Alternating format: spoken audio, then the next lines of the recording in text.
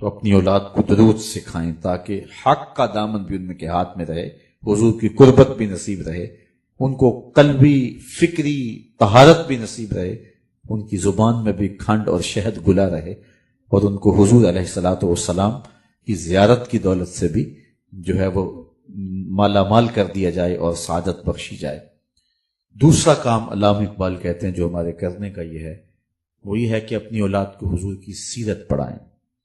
تاکہ صاحب سیرت سے ان کا پیار پیدا ہو۔ بالخصوص 4 سال سے لے کر 7 سال کا جو بچہ ہے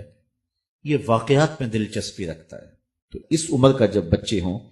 تو اس عمر کے بچوں کو حضور کی سیرت کے چھوٹے چھوٹے واقعات جو ہیں وہ ان کے سامنے رکھنے چاہیے تاکہ انہیں ذہن نشین ہو جائے، ان کی زبان کے اندر، منہ بولی کے اندر۔ ویسے بھی جو باتیں بچپن میں بچوں کو بتائی جاتی ہیں ساری زندگی ساتھ رہتی ہیں، وہ ان الفاظ کے ساتھ ان کو یاد رہے نہ رہیں لیکن ان کے تحت شعور میں باقی رہتی۔ یہ ہمارے جو مسلمانوں میں یہ مروج ہے کہ جب بچہ پیدا ہو تو اس کے کان میں اذان دی جائے، تو کچھ لوگوں نے اس پہ ریسرچ کی ہے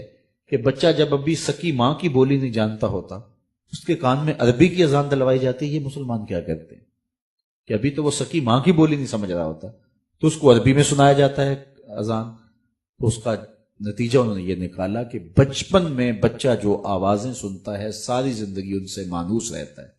مسلمانوں نے ایک سوچا کہ بچہ جب پیدا ہو سب سے پہلے اللہ کی بڑائی کی آواز ان کے کان میں پڑے، تو بچپن کے اندر جو باتیں سنتا ہے، جو چیزیں دیکھتا ہے، تو بچے کے اندر وہ چیزیں داخل ہوتی ہیں۔ ہم بچوں کی تربیت اس وقت شروع کرتے ہیں جب وہ تربیت کے دائرے سے نکل چکے ہوتے ہیں۔ جب بچے چھوٹے ہوتے ہیں اس وقت انہیں ماں باپ کی ضرورت ہوتی ہے اور ماں باپ کو قبول۔ جب وہ بلوغت کے قریب ہو جاتے ہیں، مراحت جسے کہتے ہیں، تو پھر اس وقت وہ اپنے دوستوں سے کچھ چیز لیتے ہیں۔ المرء علی دین خلیلہ فلینظر احدکم من یخالل، اس وقت وہ دوستوں سے لے رہا ہوتا ہے۔ اس کے بعد پھر جب وہ شادی اس کی ہو جاتی ہے تو پھر اس کے معاملے ماجرے کچھ اور ہوتے ہیں۔ تو ہم بچوں کو اس وقت سکھانے لگتے ہیں جب وہ ہم سے سیکھنے کے وقت سے آگے چلے گئے ہوتے ہیں۔ تو بچے جب چھوٹے ہو، بالخصوص 4 سال سے لے کر 7 سال کی عمر تک، ان کو سیرت کے واقعات سکھائیں، ازبر کروا دیں۔ 7 سال سے لے کر 10 سال تک ان کو نماز سکھائیں، نماز کی ترغیب دیں، اور جو ہے وہ ان کو مسجد کی طرف لائیں اور ضروری سنن مستحبات بتائیں۔ 10 سال سے لے کر بلوغت تک انہیں حلال حرام ساری تمیز ان کو سکھائیں، پردے کے حکام، دیگر ساری چیزیں۔ یہ بطور مسلم ہماری والدین کی ذمہ داری ہے، اور مشکل نہیں ہے کہ اپنے بچوں کو حضور کی سیرت آپ 2-4 سال کے اندر پڑھا لیں۔ روزانہ شام کو نہیں ہے تو پیر کے دن یا جمعے کے دن 2 دن ہفتے میں رکھ لیں، کھانے کے وقت بچوں کو 5-4 منٹ کے اندر حضور کی سیرت کا کوئی واقعہ آپ بتا سکتے ہیں۔ اور یہ جب بالغ ہونے سے قبل حضور کی ساری سیرت آپ سے سیکھ جائیں گے تو پھر جب وہ بالغ ہو کے عملی زندگی میں قدم رکھیں گے، حضور کی سیرت کا لہلہاتا ہوا چمن ان کی آنکھوں کے سامنے ہوگا، اور جدھر بھی نظر اٹھائیں گے حضور علیہ السلام کی یادیں انہیں نظر آئیں گی، اور ان کی زندگی مرتب بھی ہوگی، منظم بھی ہوگی، خوبصورت بھی ہوگی، پاکیزہ بھی ہوگی۔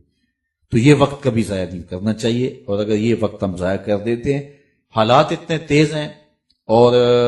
وہ ذرائع جن سے آگے نسل سیکھ رہی ہے، جب ان ذرائع پہ وہ آ گئی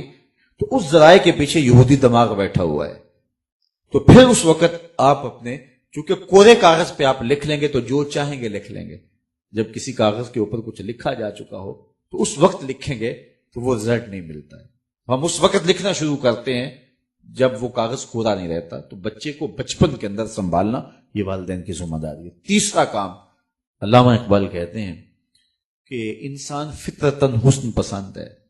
اس کی طبع میں ہے، اس کی فطرت میں ہے کہ وہ حسن کی طرف مائل ہوتا ہے، کوئی زیادہ ہوتا ہے، کوئی تھوڑا ہوتا ہے،